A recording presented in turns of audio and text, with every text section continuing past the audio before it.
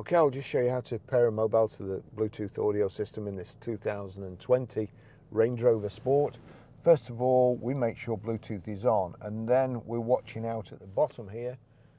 Go over to the system, you see telephone there. You've got Bluetooth and telephone. We'll go to Bluetooth, and there you've got pair new device, pair phone or device, pair new device. So we'll click on that. Use your device to search for Range Rover Sport. Range Rover Sports come up, we'll click on there.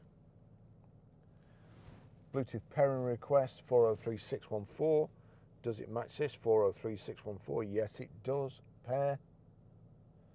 Allow contacts and favorites to sync. Allow. And that's it. Range Rover connected.